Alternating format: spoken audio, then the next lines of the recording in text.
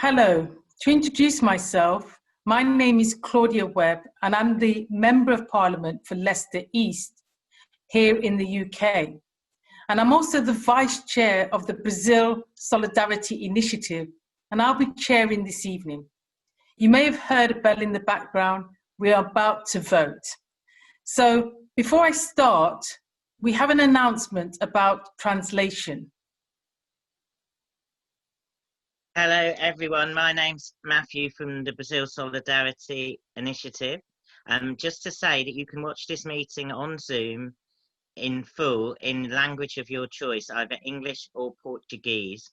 And there is a button at the bottom of the Zoom screen which says interpretation, where you can choose your channel, and that's the language you want to listen in. So I'd advise you to change your channel to English or Portuguese now, rather than during the meeting, so you don't miss anything.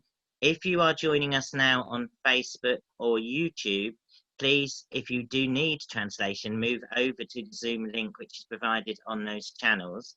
If you are on Zoom, you can now change your channel using the interpretation button at the bottom, and also to say that we will be posting the full video later, which you can also rewatch. Thank you. Thank you, Matt. And it's an incredible honor to chair this very important meeting today. But also, I know that we are meeting today under very tragic circumstances, as we know now that Brazil's reporting over 50,000 coronavirus deaths and over 1 million cases. And sadly, analysts are saying that this is only the tip of the iceberg. So we know that Brazil's far-right president, Jair Bolsonaro, has consistently dismissed the COVID-19 as just a fantasy, actively stoking ignorance around the pandemic and hatred towards those speaking out against him. He has recklessly, in my view, refused to put people and health first. And alarmingly, the Pan American Health Organization has issued an alert regarding the fast spreading of COVID-19 in the Amazon and amongst Brazil's indigenous population. This global health crisis has shown that the likes of Bolsonaro, alongside Donald Trump, are far from champions of the poor and excluded, but in fact will always put the interest of big business first. And while opposition continues to grow to Bolsonaro's inhumane response to the pandemic across society, we are proud to take a stand tonight with the millions of Brazilians fighting for public health. At the time of the global Black Lives Matter uprising, we must stand, of course, with those people in Brazil protesting against racism and for real change. We are also here to call on our own government to stop facilitating authoritarianism, environmental destruction, and racism in Brazil. What I want you to do is, if you could all please tweet about this meeting using the hashtag Fora Bolsonaro, hashtag FORA Bolsonaro, and other social media actions will be posted obviously during this event. We now also know through the Freedom of Information request of previously undisclosed meetings that British officials met Bolsonaro before, during and after the election campaign, including when Boris Johnson was Foreign Secretary. So this is the context in which we are operating here today for this meeting. We have an incredible and special lineup tonight with lifelong international activists, our very own Jeremy Corbyn joining us, and also joining us from Brazil, we have the world-renowned journalist Greenwald, who, as many will know, played an important role in exposing the shocking scale of international and domestic surveillance in the US, and in exposing the political motivation behind the jailing of the former Brazilian President Lula. Finally, it's absolutely an honor to have the former President Dilma Rousseff speak to us tonight as well. Dilma was the last legitimate president of Brazil, having been removed through a parliamentary coup in 2016. So it's an absolute honor to have her here as well. What has followed since has been the systematic dismantling of workers' rights, education, healthcare and social security, and environmental and indigenous protections. And we can't obviously allow that to continue. So solidarity with those Brazilians fighting for social progress, equality and public health, which is more important than ever before. So let us show our support and thank you for being with us here tonight.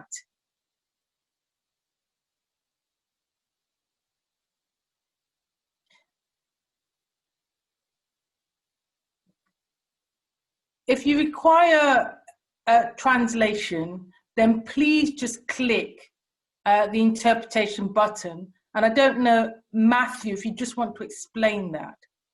Yeah, sorry for just coming in on this again. If you want a translation for the meeting, Glenn will be speaking in English, Jeremy will be speaking in English, and Dilma will be speaking in Portuguese. So if you change your channel now using interpretation at the bottom on Zoom, you can change it to Portuguese for the whole meeting or English for the whole meeting. It's much easier to do that now and listen throughout the whole meeting. If you're on Facebook or if you're on YouTube and you want translation, the Zoom link is available on the Facebook event. So please do come onto the Zoom if you require translation. If you don't, then obviously it will be streamed through on those channels as well. And just to say, we have about 800 people now watching on the different channels. So thank you everyone for joining. Brilliant. Thank you, Matthew. And look, I want to take us to our first speaker and just really to be proud to be able to introduce Glenn Greenwald.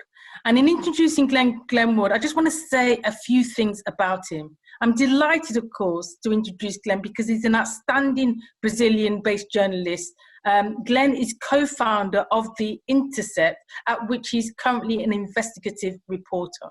Previously, Glenn won the Pulitzer Prize for reporting on the groundbreaking national security documents leaked by Edward Snowden. Glenn has reported on some of the biggest scandals of the Bolsonaro presidency, including the corruption of Justice Minister Sergio Moro, Operation Car Crush, and Lula's illegitimate imprisonment and disqualification from the 2018 presidential election. Glenn is a fearless reporting on these matters. And so without further ado, I want to introduce Glenn Greenwald. Hi, everybody. Good evening or good afternoon, depending on where you are. It's the afternoon here in Brazil. It's the evening in the UK. First of all, thank you so much to Claudia for that excellent and very generous introduction. It's really an honor to sit on the panel with an MP who is doing such important work for the United Kingdom.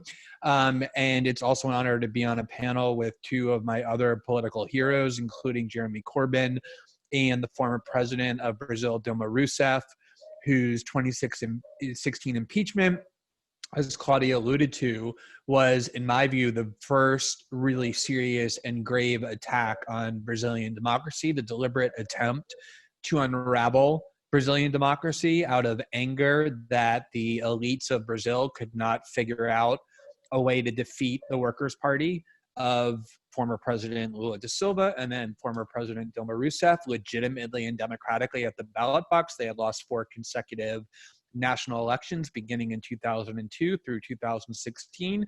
And so through that frustration, decided that the only way that they could remove the Workers' Party from power is to subvert the processes of democracy itself, and that disgusting farce that the world witnessed of the most corrupt people in the world standing up in the Brazilian Congress and the Brazilian Senate pretending to be angry over corruption when their real goal was essentially a legislative coup is really what paved the way, along with the corrupt prosecutors and judge who oversaw the corruption probe, to the election of Bolsonaro in 2018. So it's an honor to be on a panel with Dilma, whose presidency not only did so much good for Brazilians, but also whose impeachment is a true disgrace, a historic shame on Brazil, and something that created an enormous amount of damage for this country that I have lived in for 15 years and that I love very much.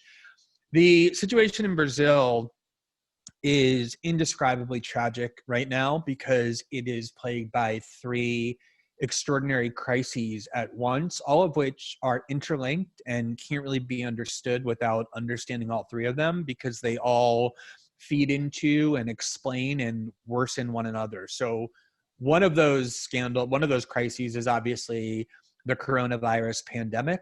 The other is the economic suffering that has been caused by the pandemic and by all that follows from it.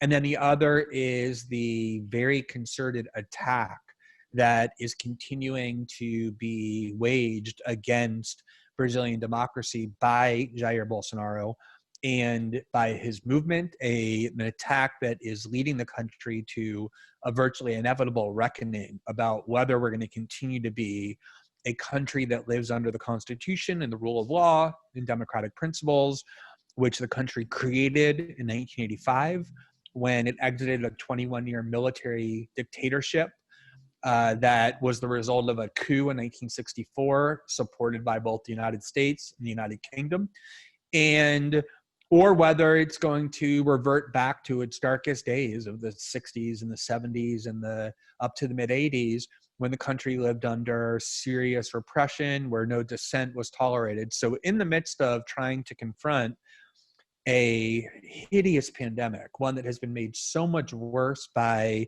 not just the ineptitude of the Bolsonaro government, but by the malice of the Bolsonaro government, as well as by a severe economic plague that is fueled in large part by longstanding economic inequality and structural racism in Brazil. There's also now, in the midst of all of that, a very real fight to simply defend the vestiges of Brazilian democracy under attack, paradoxically, from the president who was elected in 2018.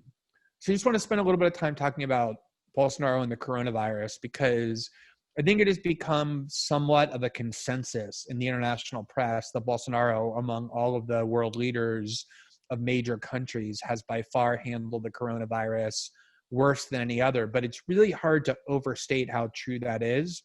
Obviously, there were other major world leaders like Donald Trump in the United States and Boris Johnson in the UK who failed to take the pandemic seriously at first, who mocked its seriousness, who offered all kinds of illusory and unscientific ways of trying to respond to it, whether Boris Johnson suggesting that there ought to just be a free path on the part of the virus to just run through the population and create herd immunity, or Donald Trump touting highly unscientific treatments or cures over and over. But eventually they kind of got pressured and forced by the reality of the pandemic into speaking about it more seriously and taking it more seriously, at least as compared to what they were doing at first. Whereas for Bolsonaro, that hasn't been true at all. If anything, he's gotten worse as the pandemic has killed more and more Brazilians.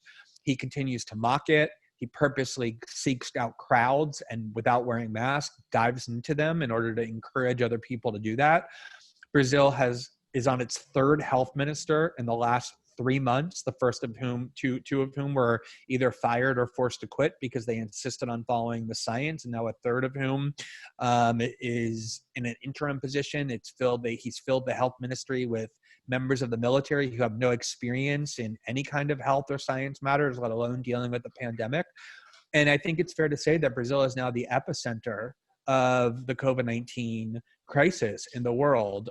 It doesn't yet have as many deaths or as many confirmed cases as the United States, although it's clearly in second place, despite being a country of 100 million fewer people. But its epidemiological curve is still continuing to increase in an extremely disturbing way. And worse than that, it's just ill-equipped to deal with this number of people who are sick and dying, because its healthcare system, due to that massive income inequality that's longstanding, was really not equipped to deal with the population even before the pandemic, let alone now. But I think the important thing to note about Bolsonaro, all the things that he said that Claudia alluded to, mocking it as a little flu, claiming that if you're under 60, you have nothing to worry about, encouraging people to go out on the streets. It wasn't just inept. It was really deliberate. It was a deliberate plan from the beginning that continues to this day, because every country had to decide whether they were going to prioritize the public health over economic prosperity. And in the case of Brazil, the concerted effort was made on the part of the government to deprioritize the public health and to demand that the economy stay open and reopen. And the reason for that is very ugly. It's not a failure to accept the science. It's a decision about which lives are valuable and which lives aren't. Because the rich in Brazil have always exerted overwhelming power, and they obviously want the economy to reopen so that international capital stays in Brazil and they can continue to attract it, so that the Brazilian stock market continues to increase, so that the companies that they own can continue to do business, because they know that reopening the economy means that they don't have to go out onto the street and contract the virus, that it's essentially the poor, the people of color in Brazil who always bear the burdens of all crises, who will be forced to be sacrificed for the benefit and the interest of Brazil's riches. That is the really ugly reality of what the Bolsonaro government is trying to do, is to sacrifice a large part of the population for the economic benefit of a small portion of people whose interests are always prioritized due to wealth and race and status. And I think that one of the things that we have to realize as well is that with this virus, we heard in the beginning, this coronavirus doesn't discriminate. It's going to be something that brings us all together. I think it's really proven to be untrue. It seems very clear at this point that the quality of one's healthcare, how much early medical intervention you have once you contract the virus, how much testing is available, is an enormous factor in determining outcomes. And so that's why we see this virus falling disproportionately on Black and brown people and poor people in every country in the world. And obviously in Brazil, if you have access to private healthcare, your chances are much, much better than if you have to wait a week to get into public hospital, and where you get very little attention. And that's one of the reasons why this crisis has hit so hard in Brazil, because of these pre-existing inequalities and systemic racial injustices that are making everything far worse. And then on top of that, you have a president, Jair Bolsonaro, who is exploiting the crisis to further his political radicalism. There was a cabinet meeting that was taped, and the tape ended up being released to the public, in which his very anti-environment minister, Ricardo Salles, who has become notorious for deliberately sacrificing the Amazon for industrial interests, said, we can exploit this crisis to go and do what we want in the Amazon. No one cares because everybody's looking at coronavirus. And they're clearly attempting to erode public faith in the Supreme Court and in the Congress and in the media and in citizen protest. Anything that can impede the Bolsonaro movement is also being weakened and attacked under the guise of this virus. And so it's really watching almost every institution that matters, every sector of the population that matters, be under assault, not just by a virus, but by a government that really has contempt for all of that, for everyone but itself. And it's really quite sad, because every time, as somebody who's lived in Brazil for 15 years, who's married to a Brazilian congressman, who has 2 Brazilian children, who intends to stay in Brazil more or less permanently, it's always been a country with so much potential, so much beauty, not just natural beauty, but cultural beauty and beauty in its population. And every time it looks as though it's finally getting on track, something comes and knocks it off. And the only hope that I have, and it is a real hope, without trying to put a silver lining on what is a very dark cloud, is that just like we see in the United States with people reacting to the Trump presidency, by protesting more than ever before, by courts being more active but more than ever before, by media being more vibrant in its opposition, I think people in Brazil are starting to realize that they have not just the power, but the responsibility to oppose a government that is assaulting everything that is important to them, including their lives, their health, their democracy, their economic prosperity. And I do believe that at the end of this tunnel, there is that light, that the Bolsonaro government is so malicious, so glaringly contemptuous, that it's making people open their eyes and realize the power that they have in their hands for the first time in a way that gives me a lot of hope for the future, which I think is important to have, particularly when you're being subsumed by multiple crises that are being exacerbated by people who are deliberately worsening them and deliberately playing on them. So I think these kind of discussions are crucial. Brazil is an immensely important country. It's the 5th most populous country in the world. It's the biggest country in Latin America. It has the most important environmental resource in the world for averting catastrophic climate scenarios, which is the Amazon. It has immense oil reserves that can be extracted more safely than others. It's an incredibly important country on all levels for the planet. And how it's governed and how its people and resources are treated is of immense importance, not just to those of us here in Brazil, but everybody on the planet. So I'm really grateful for this event that can bring more light on the situation in Brazil. Thanks so much. Thank you, Glenn. I think Claudia Webbe is voting right now in the House of Commons. So we are down a chairperson. So I am filling in temporarily. Just to say, you can post your questions in the Q&A section for this event. And also please post in the Q&A section where you're from, because we've got about 1,500 people watching us now on Facebook, YouTube, and here on Zoom all over the world. So it's great for us to be able to acknowledge and know where you're from. And just a reminder yet again, that if you want interpretation on Zoom, there is a button at the bottom of the screen, and you can just select your language now for the whole meeting out of Portuguese or English. The other thing that I would urge you to do is tweet along as we go with the hashtag for Bolsonaro, which is of course the hashtag of the mass movement against the repulsive far-right president in Brazil. And I'm thinking that Claudia will be voting for some time, because people may or may not know that our reactionary Prime Minister decided it was a really good idea to bring back a physical parliament really early, which means it takes a very long time to vote every time, because you have to get in a very long queue where you wait in a socially distanced manner to vote, rather than online voting, which we were using previously. So please do put where you're from in the Q&A, and without any further ado, I'd like to introduce our next speaker, the former leader of the Labour Party, the MP for Islington North, and most of all and most importantly, a campaigner for international solidarity, peace, and in solidarity with the people of Latin America and Brazil for many years. It's an absolute pleasure to welcome to this meeting Jeremy Corbyn. Thank you, Jeremy. Matt, thank you very much. And Matt, first of all, thanks to you for organising this event today. Very important, very significant event. And thanks to Claudia Webbe for chairing it. She will be back. Somebody is voting on my behalf in Parliament through the proxy system, so I'm not missing the vote because I wanted to be on this call today, which is a very, very important one. Could I also say what an absolute pleasure it is to be on a call with Glenn. And Glenn, thanks for all you've done, not just in what you've said today, but what you've done over many, many years to support human rights, peace, democracy and justice, and the way in which you've exposed corruption in so many ways. Glenn, thank you very much.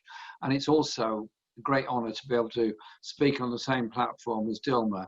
And it was wonderful when she came to see me in my office when she was visiting Britain a couple of years ago. This was after, unfortunately, she had been removed as president of Brazil. But I want to say thank you to Dilma for the way in which you conduct yourself, the strength you've shown during your time as president and since then. And of course, on this call, let's send a message of support and solidarity to Lula for all that he's been through, because his presidency and his government and the Workers' Party tried to deal with the levels of inequality and poverty in Brazil, bring about real hope to the very poorest communities, particularly those in the northeast of Brazil. And I hope that throughout this very difficult period, we'll all remember that our work together now will bring about a better future for an awful lot of people, not just in Brazil, but also in Europe, in Mexico, in the USA, and so many other places around the world. So us today having a global call on Brazil is very important. And the one thing that has come as a positive, and there's many, many negatives that are positive out of the corona crisis, has been that people have seen the environmental damage that excessive pollution does, and they've also seen the opportunity to communicate with each other by these means, by Zoom calls, by conference calls, and by a visual presence. Let's keep that together in the future and carry on with that form of communication so that we are talking directly to each other. I want to talk firstly about the corona crisis and then about austerity and the environmental crisis, but I'll be as brief as I can, otherwise Matt will stop me, and I don't want to take time out of Dilma's talk as well. The corona crisis was identified by the World Health Organization in early January, when they noticed that there was a novel and unusual virus appeared in Wuhan province in China. And they notified, as they're required to do, every government around the world of it. They then said, a very short time later, this is potentially of epidemic proportions, and appropriate action should be taken in China to isolate the source of the virus. A short time after that, they said that, in fact, it was a pandemic. A pandemic, therefore, it is of global significance in the same way that they've identified other viri in the past. SARS, Ebola, and others that have been very, very serious, requiring all governments to take the appropriate action. And as Glenn pointed out, many governments around the world took the immediate and appropriate action, isolating those that were carriers of it, doing everything they could to try to ensure that people were protected and made safe from it. Some governments behaved differently. I sat in meetings with ministers in the British government who told me, this was early this year, that there was a concept of something called herd immunity, which Glenn explained. Utterly ludicrous, antediluvian, 17th century response to a pandemic. That is, you allow the population to be infected. Many would die as a result of it, but those that survived would be stronger as a result of it. It was the theories of Charles Darwin that helped us to understand the process of evolution. Have they forgotten that the science has developed a protection against many of the world's worst diseases? Polio, smallpox, diphtheria, and so many others. And other governments responded with equally bizarre statements, particularly President Trump, who at one level was dealing with the crisis and then announced it was over, and then incited people in particular states in the USA to demand the end of lockdown when the elected governors of those states were saying their state was not ready to end lockdown. They had to continue with lockdown in order to chase down the virus and help those people that suffered from it. In my country, Britain, over 40,000 people have died who have been identified as suffering from COVID at the time that they died. In the USA, the number is even greater. Globally, we're talking of figures that are looking well over 400,000, towards 500,000 people across the world have died as a result of that. And the effects of it have not been even across the world. Countries that had a universal health service, universal access to health care, that had a care system and a national health service, just as we have in Britain, coped with it rather better. But in my case, in Britain's case, 10 years of austerity has meant our NHS had 94% bed occupancy in December. And it's only the superhuman efforts of people at all levels in the National Health Service, from cleaners through to consultants through to directors, that have made sure that many people have been helped and supported and saved because of this. But it's been lowly paid, often migrant workers that have paid the price, that have died as a result of working in our NHS and care homes in order to try and protect people. But in other countries where there isn't a very comprehensive health service, the death rates have been even higher. Look at what's happened in India and a number of other places. And then you look at the situation in Brazil. Look at the role that Bolsonaro has played in this, and look at the very high rate of death that has happened in Brazil as a result of the corona crisis. And our solidarity with those people in the health service in Brazil, and those people that are doing their best to protect people against contamination and infection, our support and solidarity to them. But it seems quite ludicrous when you have the president openly saying that any measures to prevent the contamination, prevent infection, are not necessary, seems to me to be irresponsible in the extreme. And our support to those people that are trying to ensure that Brazil has a rational response. But many people have died in the poorest communities. Those living in poor quality housing, those living in very overcrowded conditions, clearly are more likely to be cross-contaminated and infected because of the housing conditions under which they live. So our call today has to be to learn some of the international lessons about this. Learn the lessons of the danger of not having access to healthcare around the world. Learn the lessons of the importance of people that are often looked down upon. People that clean our hospitals, clean our buses, clean our trains. People that look after us who are often not very well paid as a result.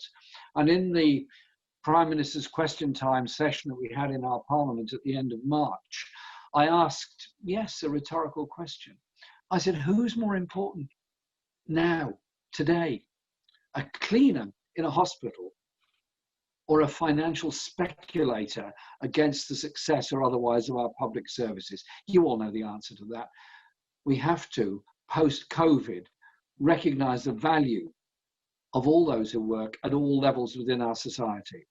And we have to ensure that we don't go into a period of austerity at the end of this, as the whole world did after the 2008 and 2009 financial crisis. But there's also an environmental aspect to this.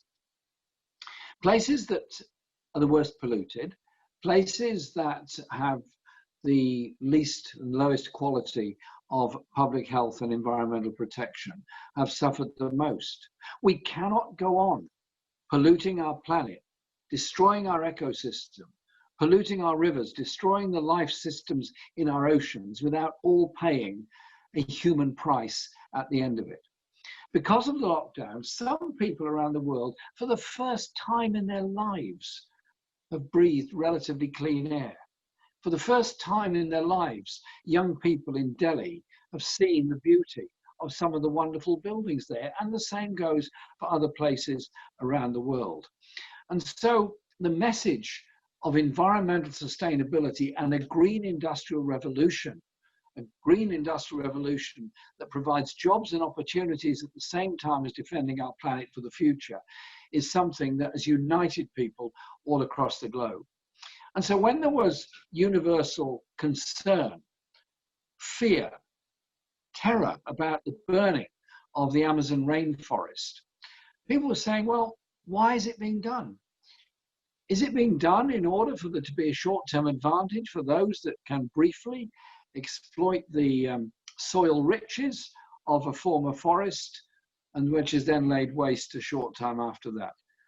So I say our solidarity is with everyone in Brazil who wants to protect the natural world and environment you've got and bring about social justice for people all across Brazil. And so our response has to be a global one. The movements of the left in the United States, principally around Bernie Sanders' presidential bids, and the movement that was created around it. Whilst Bernie, sadly, is not going to be the Democrat nominee for the presidency, I think what Bernie did by his candidacy is unleashed and inspired a whole generation of people who stopped being afraid of the word socialist and started to think about socialism, about sharing, about the ability to work differently and to run our society differently. And so I think today we should just spare one moment to say well done to AOC, to Alexandria Ortiz-Cotain, for her success in the primary in New York yesterday. Well done her. Her voice will be a global voice for decades to come, of that I'm sure. And in this country, whilst I am obviously very, very sad we didn't win the general election in December, I led our party into that election. I was determined to put forward an agenda which would bring people together, that would invest in social justice, invest in a green energy future, and ensure that communities and people weren't left behind, and the grotesque levels of inequality in Britain would become a thing of the past. I was accused of being a spendthrift for wanting to invest too much money. More than that has already been spent in dealing with the crisis that we have at the present time. So the message we put forward has got through into the strangest of places. And so during this corona crisis, people have come together in a way they possibly never expected to. Volunteers in communities have come together to help each other. In my own community here in inner London, a very mixed community, people have come together to help out at food banks and food hubs to make sure everybody gets something to eat, to support those that have not been supported by the government. That sense of unity isn't going to go away. That sense of determination isn't going to go away. So let's make sure that we do really continue to build the global movement that is already there to invest in healthcare, to support an environmentally sustainable future, to support rights at work, and not allow the world to be run by unaccountable global corporations, or to be run by those that want to divert our attentions away from all that by starting wars where they're not wanted. Refugees around the world are the victims of environmental injustice, human rights abuse, and the wars that were illegal and unnecessary. So our unity coming together is what's so important. And I look forward to working with Dilma, with Lula, with Bernie, with AOC, and with people all around the world in this global movement. And you know what? When we talk to each other in our own languages, when we communicate with each other in our own languages, we're incredibly strong and incredibly powerful. That is a force for the future. Let's be hopeful, let's be optimistic, let's be determined, and let's learn the lessons that the COVID crisis has taught us. The only way forward is people working together. Our health, individual health, is only as strong and secure as the health of our neighbor and their neighbor and their neighbor and their neighbor. You get my meaning? A healthy world is a healthy world for everyone. An unequal world is a dangerous world, first for the poorest people and then eventually for everybody else. Thank you, Jeremy. And this is just a final announcement. I know I've said this a few times now about interpretation. Because Dilma will be speaking in Portuguese, if you wish to hear her in English, you need to switch to the English channel on the interpretation button at the bottom. Sorry to keep announcing this, but obviously we don't want anyone to miss any of it. Just to say, we've got people watching from all over the world, from New Zealand, from the USA, from Brazil, of course, all over England, Scotland, Wales and Ireland, and much more. And I'm delighted now to reintroduce Claudia Webbe, who is back from voting. Thank you, Claudia. Thank you very much, Matt, and thanks for stepping in there to chair that session. And that was such an important and powerful testimony there from Jeremy. And I think you've highlighted what is the situation right here in the UK and what a true internationalist you really are. And it's absolutely brilliant in terms of what you've said. I just want to ask people to just please remember to follow the Brazil Solidarity Initiative on social media. And if you are able to donate and help cover the cost of tonight's meeting, I'd also like to take the time to talk about the upcoming International Social Media Day of Action this weekend. Our volunteers will post details in the chat. Finally, it's my greatest pleasure to introduce the former President Dilma Rousseff, the last legitimate elected president of Brazil. And if everyone who requires a translation, could you please just select the English interpretation channel now? Over to you, Dilma.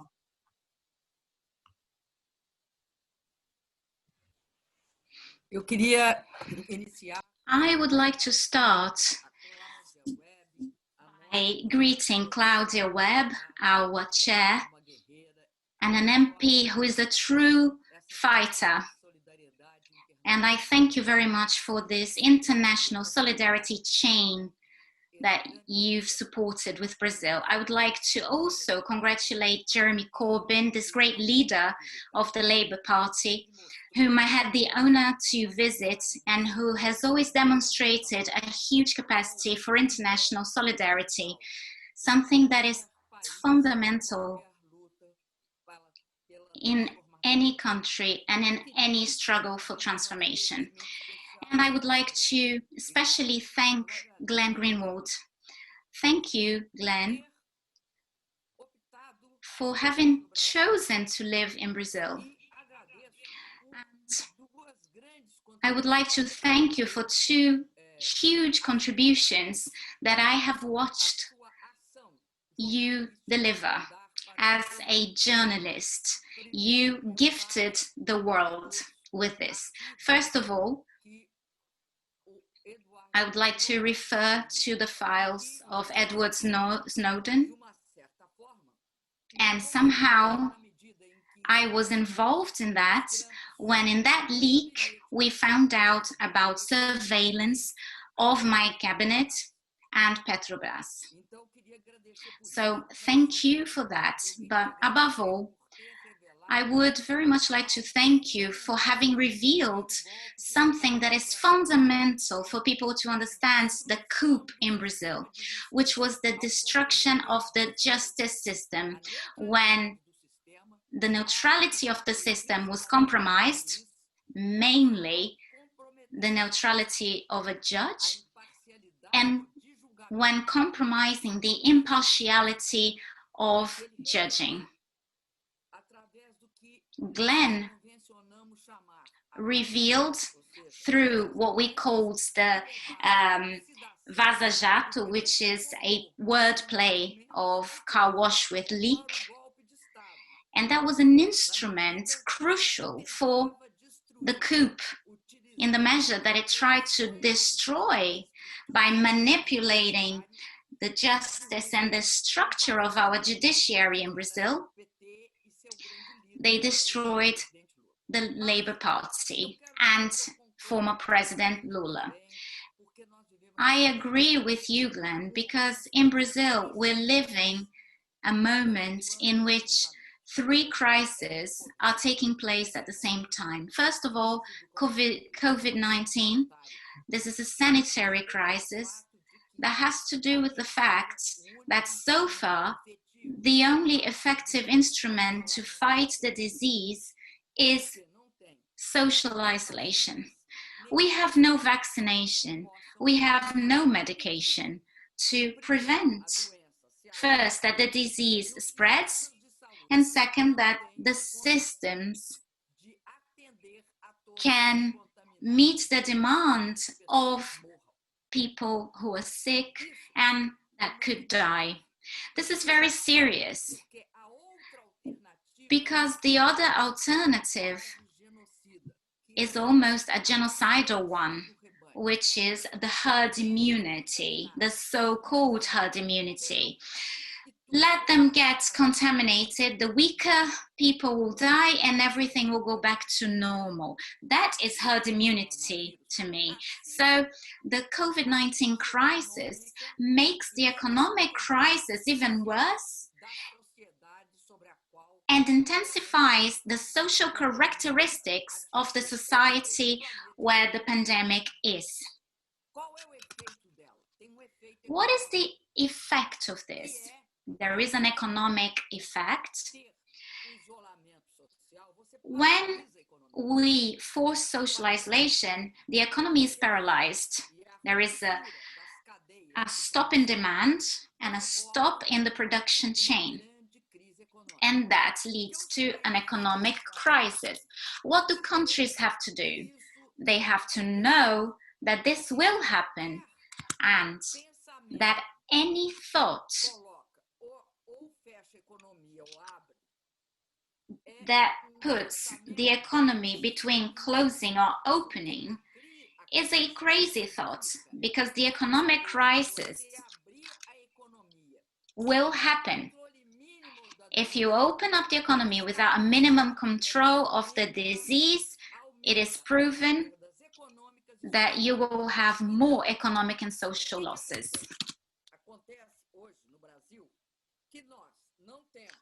What happens in Brazil is that we have no control of the pandemic and no policies to mitigate its effects, to mitigate the effects on the poorer population, the most vulnerable people, the Black people in Brazil, those people who are unemployed, and those who are working informally because of the economic reforms that took the rights of workers and made unions weaker and turned precarity, the main characteristic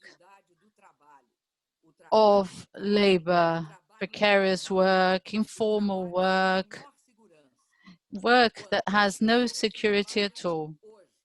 So when people work today to take home the ability to eat today, tomorrow, in face of COVID, has become disastrous. That's why we have unemployment in the USA, which is over 40 million, because in the USA, we also don't have any mitigation policies as such.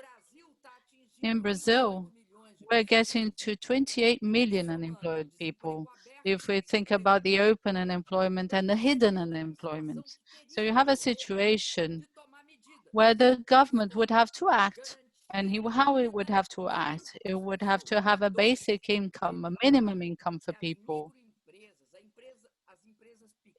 Make sure that the micro businesses, small, or to leave the small businesses to break because they have no access to credit. And the government should take all measures to be able to supply equipment such as PPEs, masks, and all the protection that stops people, health professionals, from being contaminated by the disease. Brazil has a record number of deaths and contamination on health professionals, whether they're doctors, health agents, or nurses. I would also like to say that these two things have opened up, have revealed, and have left the system naked. A health system that doesn't focus on public health. You can see that in the UK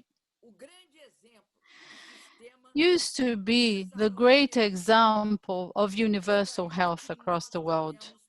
It's from the NHS that we were inspired to build our own system in Brazil.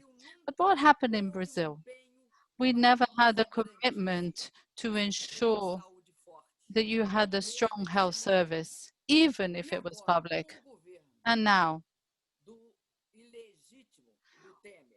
with the legitimate government of Temer and then the neo-fascist Bolsonaro government, they dismantled the health system. For example, in the Amazon, let's start with the Amazon.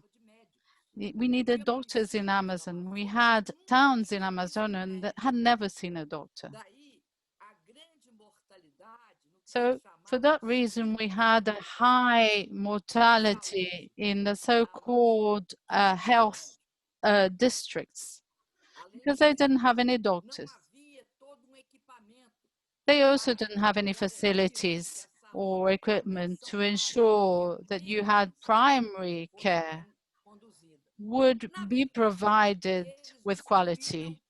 In fact, they destroyed everything that we built in the 13 years we were in power. Why? Because when I developed the More Doctors program, where we brought more than 18,000 doctors to Brazil and be able, according to the Pan American Health Organization, 63 million people had health provision. These professionals had as their main objective to be able to provide health care to the people who didn't have care. And there were poor, Black people, women. briefly saying we could say around 55% of the Brazilian population. And let's just remember that Brazil is the second more black country in Brazil, even if you consider Africa, and the first black country outside Africa. So here in Brazil, we have this slave legacy. So when we're talking about social issues, it's also linked to racial issues and also gender issues, black single mothers looking after their children. So all this process makes the pandemic doesn't actually brings this, it makes it visible, it makes it grow, this process.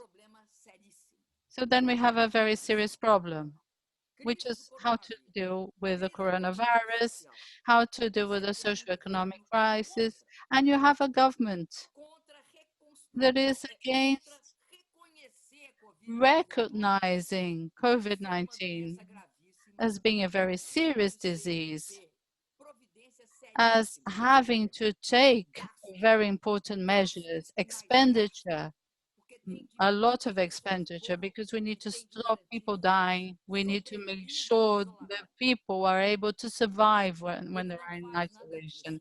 This government doesn't do anything. It doesn't even expend the budget that's been provided by the National Congress. The expenditure of this government is smaller than they have the right to spend. And this is very serious because we have a lack of ventilators, we have a lack of masks, we have a lack of PPE, of health safety for those who are dealing with the disease. We have a lack of beds.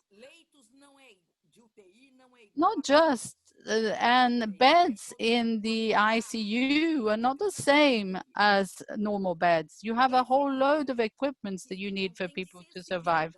So this government has no sensitivity in face of life and death. This is a government that already had a neo-fascist apparatus in Brazil. Differently to what happened in the USA and in Europe, neoliberalism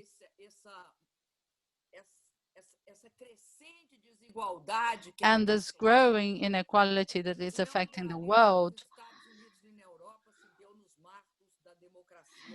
You had neoliberalism in Europe and the USA that happened within democracy, but in Brazil, after 4 presidential elections that we blocked this neoliberal agenda, they did the coup, and that was the 2016 coup, saying that budgetary issues were the reason for it. No president would have been able to survive a coup if they said that the problem was budgetary issues that were absolutely legal, but they said were criminal. So they decided to go for a coup, and this coup led to a flood. And that included the car wash investigation, which our great journalist, Greenwald, managed through a very important process to denounce and reveal. And it showed that Lava Jato, the car wash investigation, was a very important instrument to destroy democracy in Brazil. Not like they used to destroy during the military coup, which just by putting tanks on the street. Latin America had this experience in the 60s, in the 70s, in the 50s. That wasn't the way. This coup was different. If you imagine democracy as a tree, as in the case of the coup d'etat, you have the tree being cut by an axe. And now in this coup, you have this tree being eroded by fungus and parasites. You corrode democracy from the inside. Then after the car wash, we had the Temer government. They brought austerity and reduced immensely the expenditure in health. They basically dismantled everything you had. That you got rid of these 18,000 doctors, that you destroyed the investment for all areas. The only expenditure that was kept was that for the financial sector, for paying interest. The second step then was to bring this government that dismantled the development and social inclusion agenda together with the car wash investigation. And that leads to what? It leads to something very ironic. It destroys the center right and of the right in Brazil. And then you have no alternative. The alternative is stop Lula being a candidate. It's not that only Lula is innocent. That's not the problem. If that was a question, it would be easy to address this through the judiciary. But to stop Lula has a strategic political content to stop Brazil going back to a certain path, which is a socioeconomic development and also geopolitical independence. Because we didn't have any problems in having relationships with any of the other powers, but we were not ready to be submissive. So they took Lula out, but at the same time, they destroyed the right, the center right, and the center, and the right. And so who comes up? You have neo-fascism, the extreme right, and neoliberalism makes an alliance with this neo-fascism. And this neo-fascism, in its first year, operated by saying, we haven't come here to rebuild. We have come here to destroy certain institutions which are not at all necessary. This means destroying workers' rights, persecuting social movements, privatizing all the state companies, and above all, and then we have a very important question in terms of sovereignty, which is to condemn the Amazon. Because the Amazon is to deregulate the system in the Amazon, because we have a control system in Brazil for the Amazon. We had the way of regulating, which was quite heavy in the Amazon. So he starts to dismantle this. This starts to be dismantled during the Temer government. And then he continues this. He stops monitoring and he opens up the Amazon. And what was his objective? To open it for mineral exploitation. Why? Because we know that in the Amazon, we have extraordinary reserves of ores, extraordinary reserves of lithium, the so-called rare ores.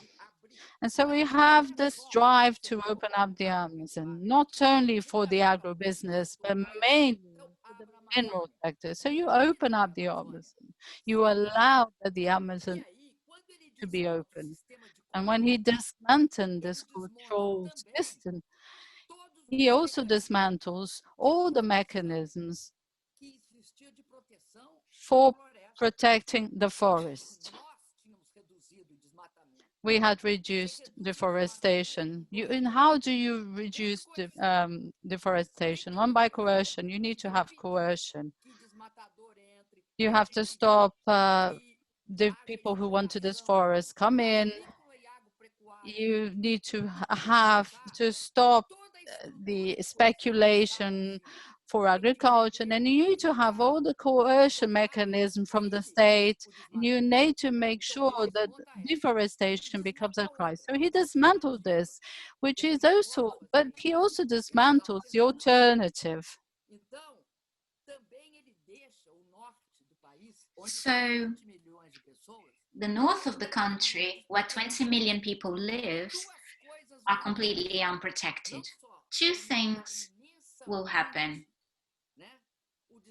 Not only deforestation will increase in immense proportions, but he will also have the same attitude as Donald Trump.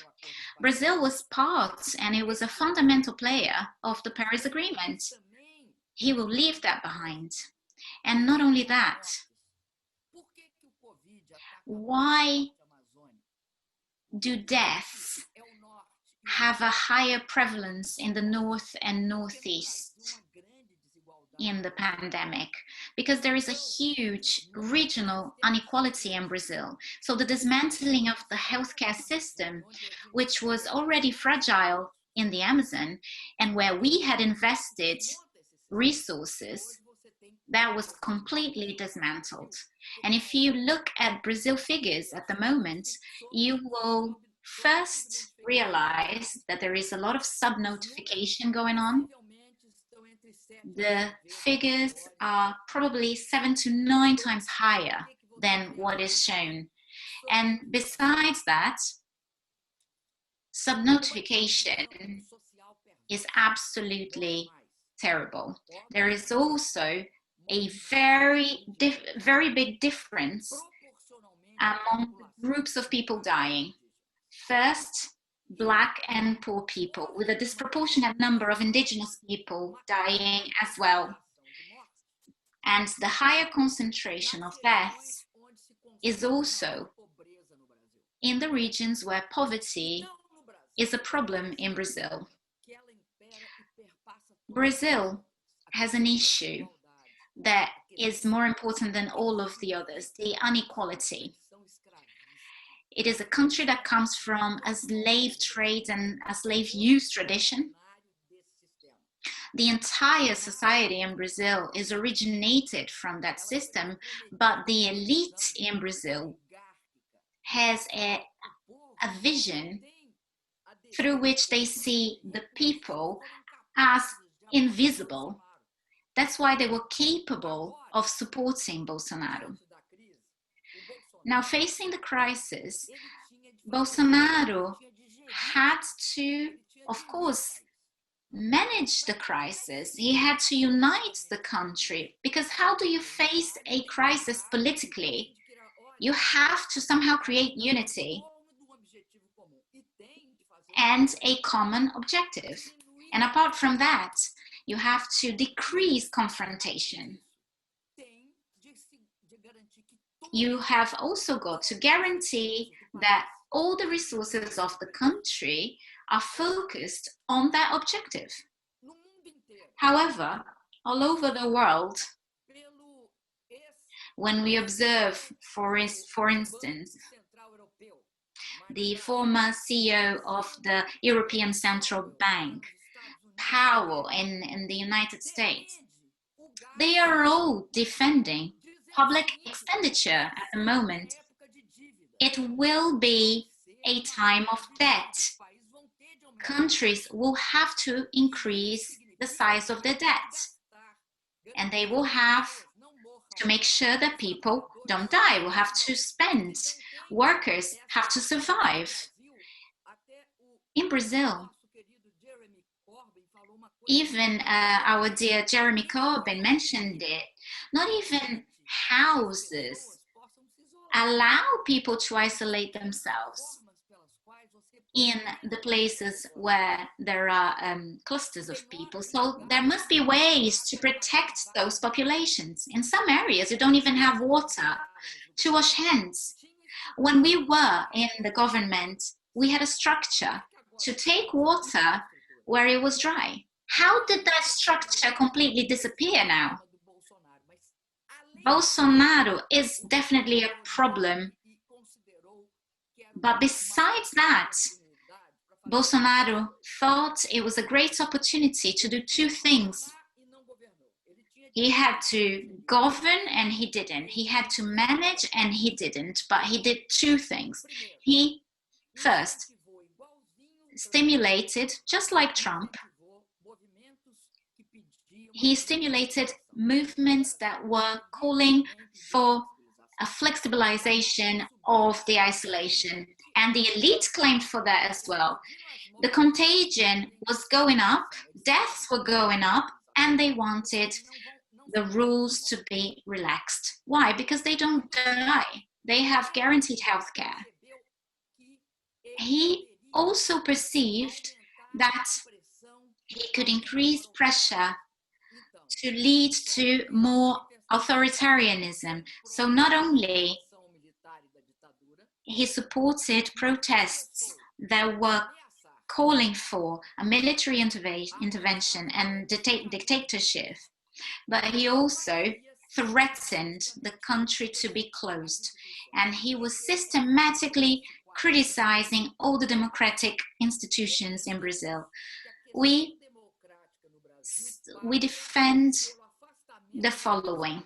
Democracy requires that Bolsonaro is taken out and that new elections are called.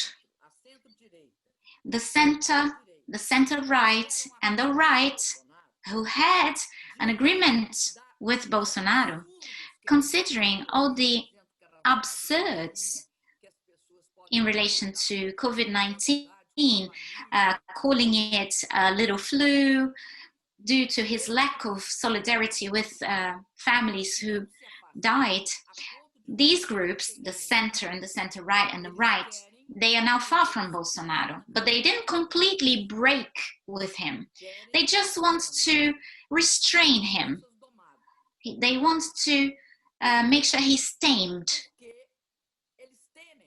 because they are afraid that any disruption would bring back who? The Labour Party, the left parties, and the social movements, etc. So nowadays in Brazil, we have a catastrophic balance. We are paralyzed in terms of alternatives. I am an optimist. I believe that it is impossible. Well, I was imprisoned during the Brazilian dictatorship. I was 3 years in prison. I lived through 20 years of dictatorship and I watched it fall. So obviously, I think that we will have to historically perceive that this situation is completely impossible. I don't believe that any country in the world will not have a check-in with inequality and will not analyze that austerity does not fit in this scene. And I'm not just talking about Brazil. I think countries will perceive that if you carry out with certain policies, you will feed an extreme far right. And we can't let that happen. I would like to acknowledge the policy that Bernie Sanders is taking ahead, the ability to talk about socialism, to talk about taxation of high-income wealth, the capacity to convey a message that seeks a green development, a green pact for development. So I would like to close by saying that it was a great opportunity for me to be here in this live session with such an important MP that has always been solidary with Brazil and that has been showing with her solidarity the way that we have to take. We can't think individualistically. We can't just seek individual advantages and not perceive the strength of cooperation. I'd like to thank Glenn again for his courage in being a journalist, for his decency in his practice, and because of the courage that he faced so many threats against himself and against his family. And I would like to say to Jeremy Corbyn that I really really supported you during the general elections, because it was so important for a person with his vision of England, of the UK, and of Europe to win. I really hoped that you would have had this role in such a fragile moment for the world.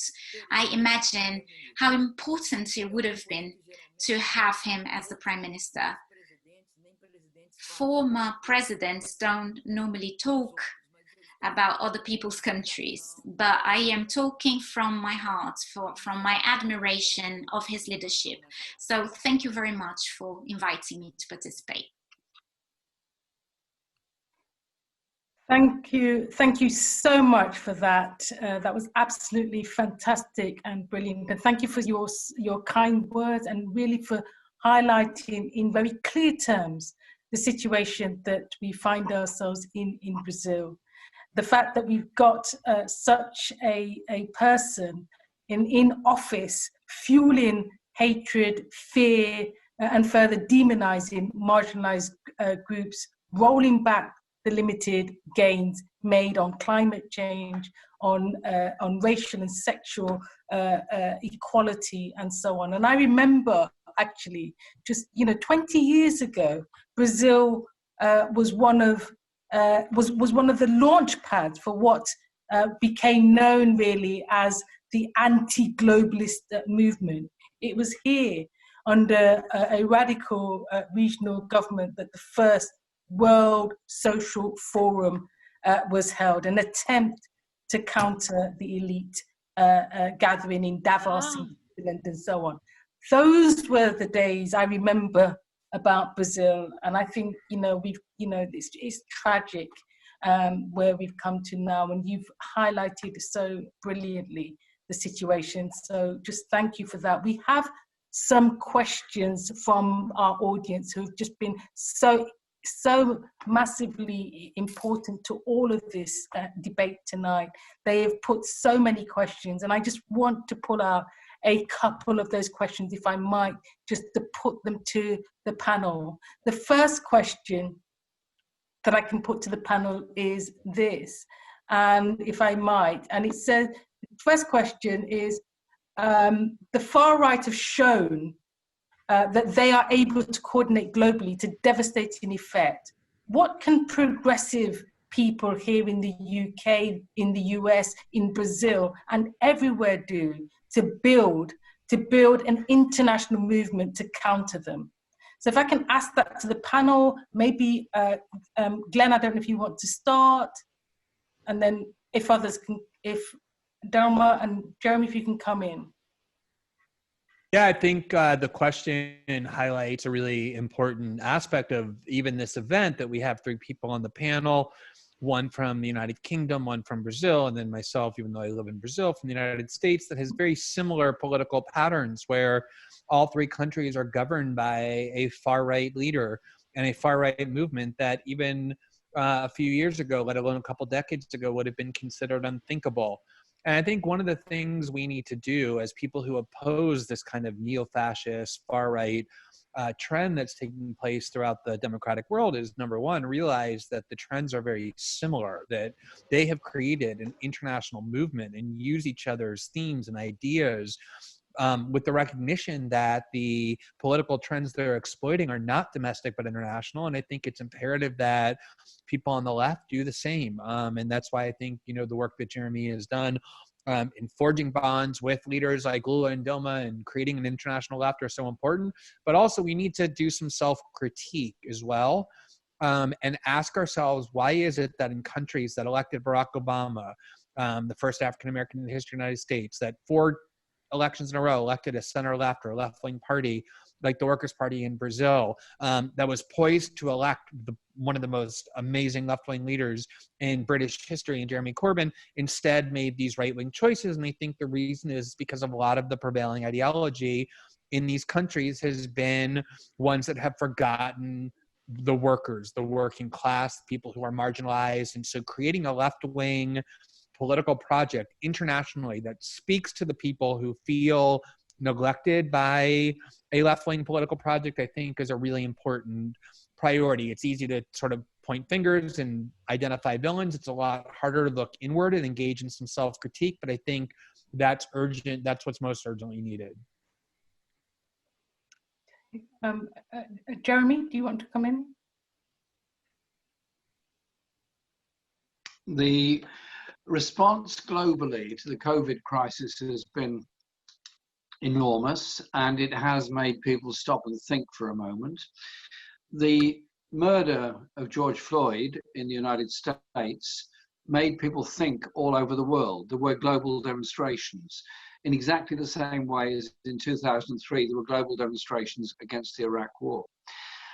And I think the global response to Black Lives Matter and the understanding of the racism of the United States and the racism of Europe and other countries as well means that we've got to develop a global consciousness about how we deal with these issues, an understanding of global history, an understanding of what the slave trade was about, the profits, the massive, huge profits that were made from the slave trade of taking African people, killing many of them on the way to the Caribbean and North America, and the profits that most came to Europe in exactly the same way there were slaves in Brazil, the profits of which mainly went to Portugal. And so it's understanding that history around the world, because an understanding of history or a misunderstanding of history fuels the racism of today. And so I think we have a very big job to do on cultural understanding. Now, we used to do cultural understanding by exchanging pamphlets, by letters, by leaflets, by books. And all of those means are very, very important, particularly the books. But we also have instant communication in a way that previous generations never had at all. The fact that we can now have, I'm sitting in my house in London, having a very interesting conversation with Dilma and with Glenn and Claudia, who's just down the road from me. And it's the simplicity of that communication is about building that consciousness. But it's also understanding the global economic atmosphere in which we live, in which the big institutions, the World Bank and the International Monetary Fund, essentially pursue a neoliberal agenda. They lecture individual governments of the need for austerity, for cutting back on public spending, on opposing public ownership, and saying the only way forward is free market economics. Well, free market economics brings you poverty, brings you environmental disaster, and brings you horrendous working conditions in Bangladesh, in India, in China, and in many other places where the lowest paid workers are producing the garments that we all buy all over the world. A sense of international solidarity can begin to change that. And so I think the words that Glenn said on this are very, very profound. We need to build up that sense of international unity and international solidarity around specifics. International campaign on Black Lives Matters. International campaign in support of your campaign for justice and democracy in Brazil. International campaign to support the 65 million people around the world who are refugees through no fault of their own and deserve to have security and a place to live. There's a young generation out there that want to see a better and different world, and they're prepared to march, to meet, to argue. They're prepared to campaign for it. Let's make sure we're with them. We're not just handing down managerial economics, which end up playing into the hands of the IMF and end up privatizing our precious public assets.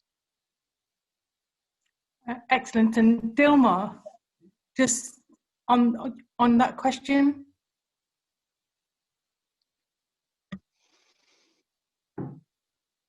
Can we unmute Dilma?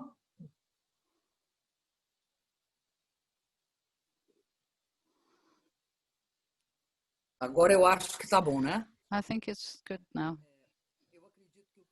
I believe that what Jeremy said is very important. I think it's interesting to see that in the question of Black Lives Matter, there was an international movement, but I would like to talk above all about this issue of the right-wing international that we said. Steve Bannon, for example, would have nominated of the so-called the movement, Bolsonaro's son, Eduardo Bolsonaro. Can you hear me? Is there a problem? No, we can hear you. No. So I'll continue, okay? So I'd like to point out something. Here in Latin America,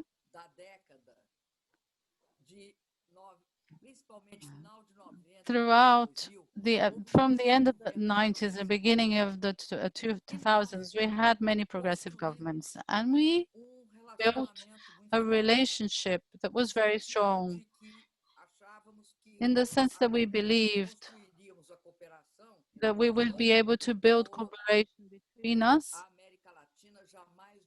or otherwise Latin America would never stop being the most unequal continent in the world. In some way or another, all of us, up until recently, we were taken out of the government, either through coup d'etats or through elections. And we also had two great victories in Argentina with Alberto Fernandez and in Mexico just now. We built a movement amongst ourselves called the Puebla Group that was founded in Puebla in Mexico, and that encompasses, brings together former presidents, former ministers, former congressmen, parliamentarians, leaders, representatives of social movements and intellectuals. This group of Puebla is thinking about the issues relating to the reality, where we have on the one hand, we need to understand why there were coups. The question that Blaine put forward, where did we go wrong? What are the questions that we have to address to change the situation? But also, we also look at these new movements. Latin America, a little bit before COVID-19, was shaken by a number of movements of young people and people who thought that they had been taken out of the benefits, removed from the right to use the benefits of the countries and the wealth of the countries. We saw protests in Chile, in Ecuador, and in many countries in Latin America. This was very important because it allows us to think, to understand why is it after having, from our point of view, through a long period, we have the emergence of right-wing movements. It's important to understand this. Why are these extreme right-wing movements emerging? In the Latin American countries, we have some explanations which are not the same or similar to those in European countries, but they have common points. From our point of view, we have a whole issue that relates to how the elites that systematically reproduced the coup were never stopped being elites. They never stopped being in power. There was never any assessment and necessary recognition not only of the socio-economic changes, but in the minds and hearts of people. So there's a whole debate that's ongoing. What Naomi Klein says regarding shock capitalism, so that in face of a crisis, you are able to make that which is politically impossible into politically inevitable. like the coups, like what happened in Ecuador, in Paraguay, here in Brazil. We have this, but I believe it's interesting to think that in the Puebla group we have, for example, people like the former Prime Minister Zapatero from Spain. There are some leaders from Spain, and of course other people can also take part.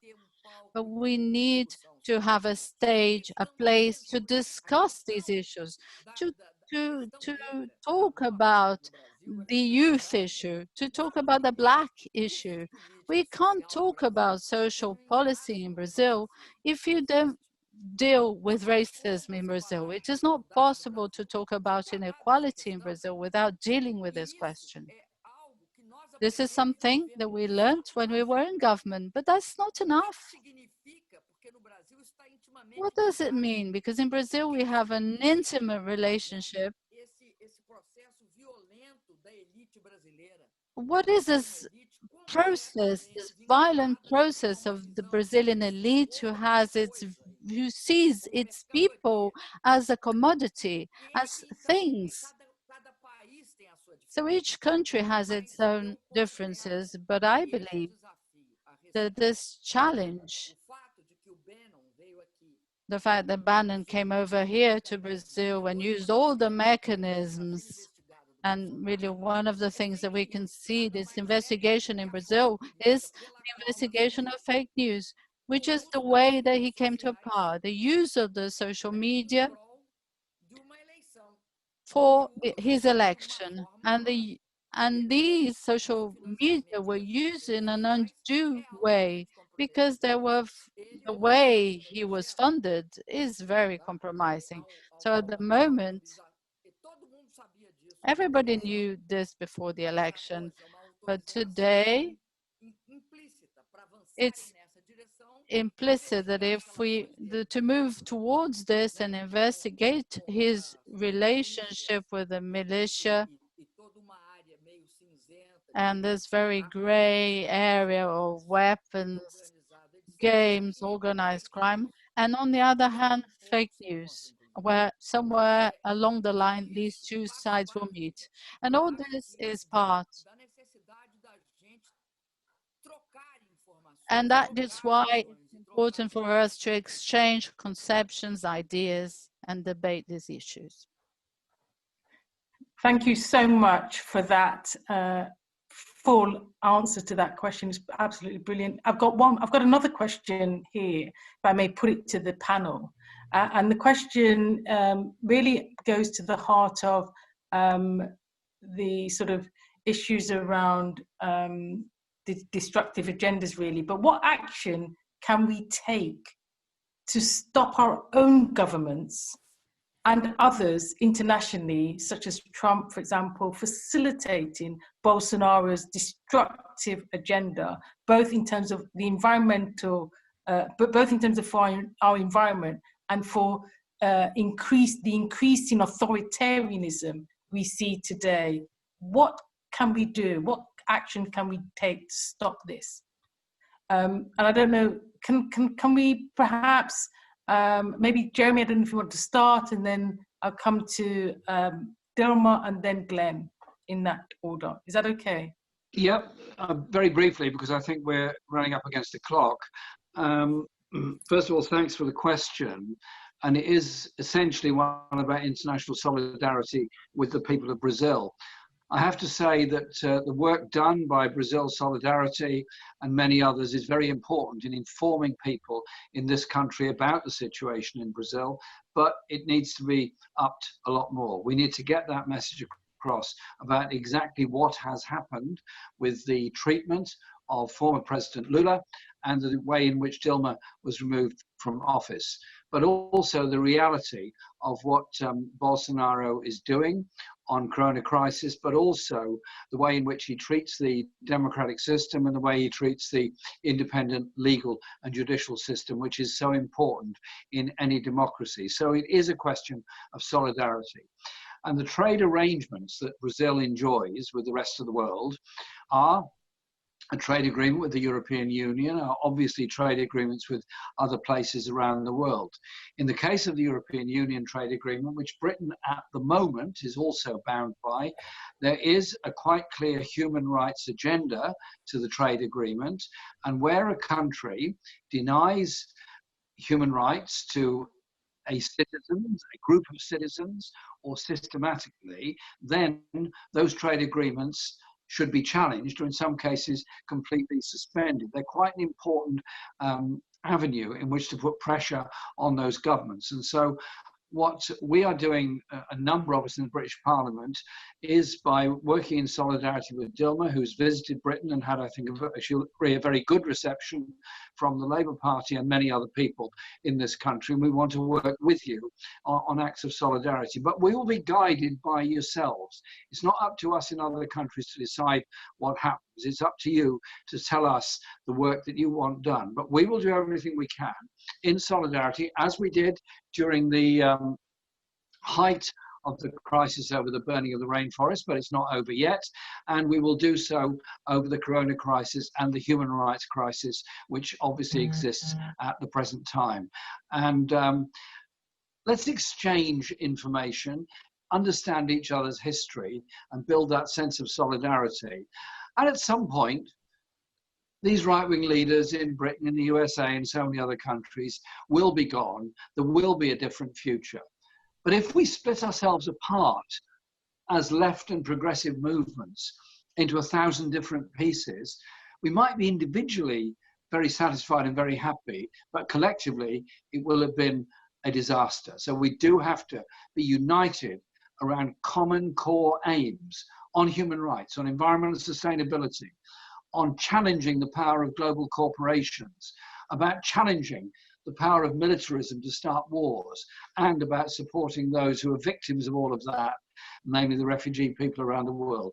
There's a whole new generation of young people that have not been brought up in the stultified atmosphere of formal history teaching. They're teaching themselves history by their own actions. That's why the Black Lives Matter movement is, I think, so important and so significant. And when this is looked back on in 30 or 40 years' time, it will be seen as being a global turning point in that sense of unity across the globe. Jeremy, that was a very clear message. Thank you for that. Dilma, I just want to ask you, what do you want from us in terms of stopping Bolsonaro and his destructive agenda?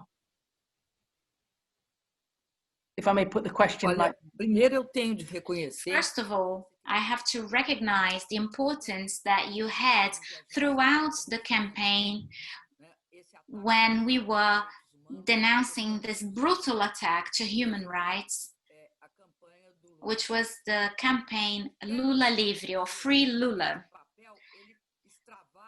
This role goes beyond whatever someone might think or perceive of the UK, because you helped us break certain barriers, information barriers, for instance, because they were important leaderships in the Labour Party and important leaderships in the United States. We realized that this would have a repercussion inside of Brazil. Every time you would say something abroad, we would feel an effect in the Brazilian society. I think two things are very important. First of all, when talking about COVID-19,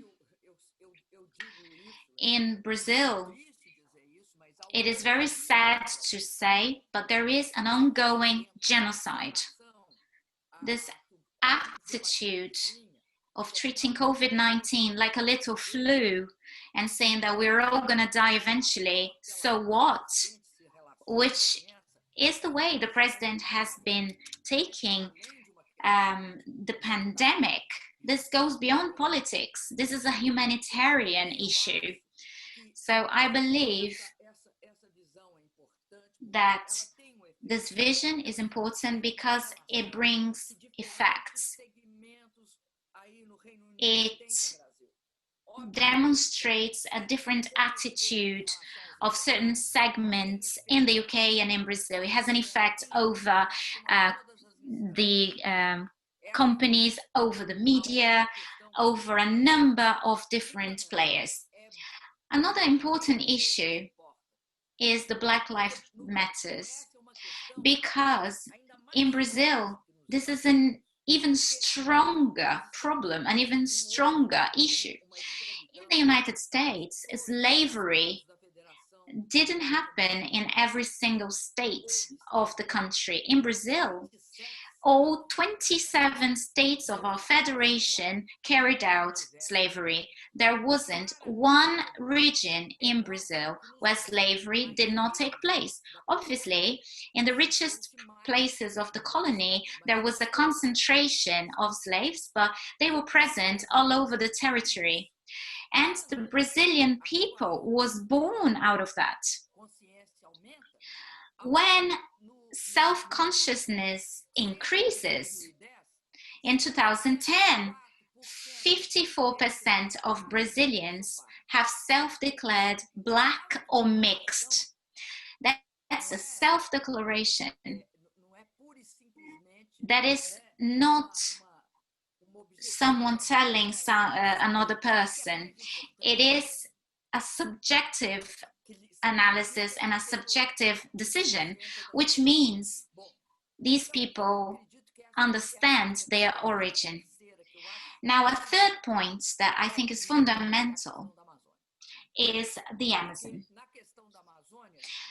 The Amazon requires an international movement. It is a global issue.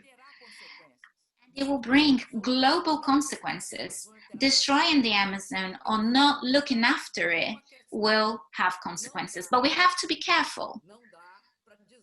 We can't say, oh, we're going to intervene in the Amazon. Why not? Because this has been said, especially by leaderships in Europe and the United States. They would say, so we need to internationalize the Amazon. Well, I believe that that diminishes our capacity, our ability to fight, because there is a sovereignty issue there. It's not that we are not able to look after the Amazon. That is not the problem. Brazil can look after the Amazon, and it has demonstrated it over the past 30 years before Bolsonaro. What is not possible is for a policy such as Bolsonaro's to be able to destroy the Amazon. And I'm talking about this because recently there has been a proposal from France about the Amazon. That's the reason why I mentioned that.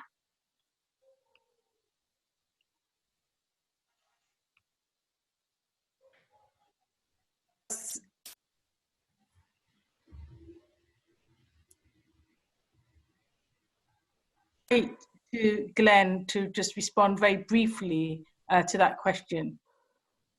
Yeah, sure. So let me just briefly conclude by once again just expressing how honored I am to be on a panel with two people who I consider to be among the leading giants of world politics over the past several decades. I think Jeremy has really pioneered the way that we understand the possibility of what can happen in politics by, even when getting so close to power, refusing to change or dilute or alter his principles, which is something I don't think I've ever seen before in quite that way. And it's inspired people around the world. And also, I just wanted to say, I've said this about Dilma before many times. I've never said it to Dilma.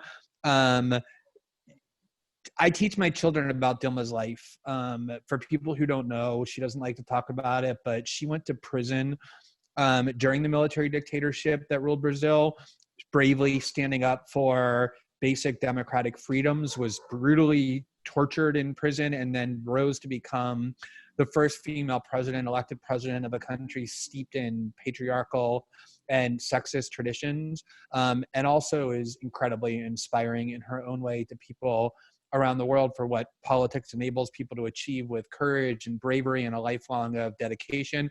And Claudia, for you as well, just being on a panel with someone who, though a longtime activist, is newly arrived to elected office, to watch someone so devoted to your principles as well, on the scene and with power in your hands where it should be. It's incredibly inspiring, and it gives me a lot of hope and optimism. And I think with the question of what can people do for Brazil, I think on the one hand, you can say, well, it's difficult to imagine that the US and UK governments, which support the most savage and repressive regimes around the world, like Saudi Arabia and Egypt and the rest, would care if Brazil abandoned democracy and Bolsonaro succeeded in his project. But on the other hand, that's not what I look to, the governments of the US and the UK. I look to what people around the world can do. And I think what Jeremy said is exactly right, that history many decades from now is going to look at this current moment where this movement that began in the United States over the killing of one African-American by a police department in Minnesota became a global movement that changed people's consciousness, shows where power comes from to change politics. It's not by asking our governments and political leaders to do things. It's by joining together with our fellow citizens with international solidarity. That's where the real power lies. And so when I look to what can protect Brazil and what can protect other countries around the world, that's what I look to. And I think this event has really captured that energy, and I'm really grateful to be asked to participate. Thank you so much, Glenn, for that, and thank you for your encouraging words. I want to thank really all of our excellent speakers for their insightful contributions tonight, and on behalf of everyone listening, our entire audience, I would like to really just thank Dilma, to Jeremy and Glenn for your unique and enduring contribution really to the fight for equality and social justice. It is so inspiring. I'd also want to thank the more than 30 supporting groups for tonight's event and all of our wonderful volunteers. I would like to just quickly finish by emphasizing the need for all of us across the world to stand in solidarity with Brazilians who are opposing the far right presidency of Jair Bolsonaro. This is a president, of course, who has regularly expressed his admiration for the country's former military dictatorship, which killed, tortured and injured thousands of people between 1964 and 1985. This is a president who embraces racism, homophobia and bigotry as a central part of his governance. This is a president whose clear disdain for democracy poses a very real risk of reintroducing military authorization to the world, to the world's largest country. This is a president who, despite widespread international condemnation, has continued to encourage the deforestation of the Amazon, a forest so vital to our planetary health that is often termed the lungs of the world. The health crisis has shown that the likes of Bolsonaro, the likes of Donald Trump, and to a certain extent of Boris Johnson, these are far from the champions of the poor and excluded that they pretend to be, but in fact will always put the interests of big business and private profit first. Across the globe, from the Philippines to Hungary, we are seeing the consolidation of a far-right internationalism spanning across Latin America, Eastern Europe, and the United States. It is up to all of us to oppose hatred, bigotry, and the far right, wherever it appears. That means standing in full solidarity with everyone fighting for the future of democracy in Brazil. So finally, I want to thank you, the audience, for joining us tonight to show your solidarity and support. It is vitally important that we stand together against the global far right as an international movement for social progress, equality, and human rights. Thank you so much for being with us tonight, and good night.